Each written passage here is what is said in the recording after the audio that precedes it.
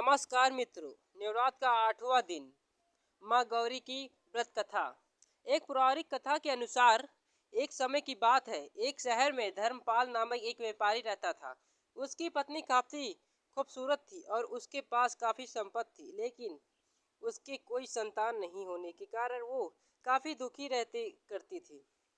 ईश्वर की कृपा से उसको एक पुत्र की प्राप्त हुई, लेकिन वह अल्पवायु था। उसके ये श्राप मिला था कि 16 वर्ष की उम्र में सांप के कटने से उसकी मौत हो जाएगी। संयोग से उसकी शादी 16 वर्ष से पहले ही एक युवती से हुई जिसकी माता मंगला गौरी व्रत किया करती थी। फलस्वरूप उसके अपनी पुत्री के लिए ऐसे सुखी जीवन का आशीर्वाद प्राप्त किया था जिसके कारण वो कभी विधवा नहीं हो सकती थी।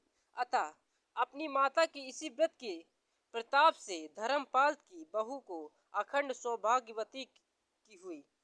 इस वजह से धर्मपाल के पुत्र ने 100 साल की लंबी आयु प्राप्त की। तभी से ही मंगला गौरी व्रत की शुरुआत मानी गई है। इस कारण से सभी नवविवाहिक महिलाएं इस पूजा को करती हैं तथा गौरी व्रत का पालन करती हैं और अपने लिए एक लंबी सुखी तथा स्थायी वैवाहिक जीवन की कामना करती हैं।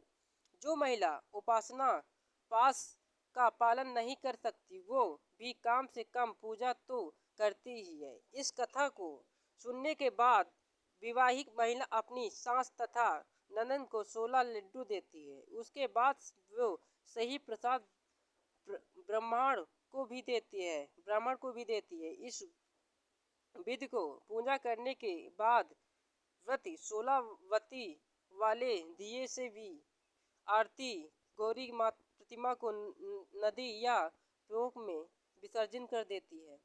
अतः मैं माँ गौरी के सामने हाथ जोड़कर अपने समस्त अपराधों के लिए एवं पूजा में हुई भूल चूक के लिए क्षमा मांगना चाहता हूँ।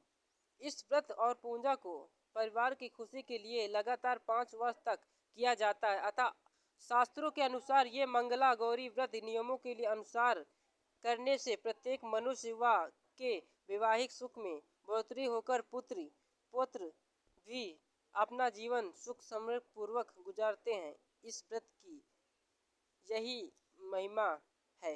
अगर आपने हमारे चैनल को सब्सक्राइब नहीं किया तो हमारे सब्सक्राइब करें, कमेंट करें, लाइक करें, शेयर करें, बेल आइकन दबाना ना भूलें।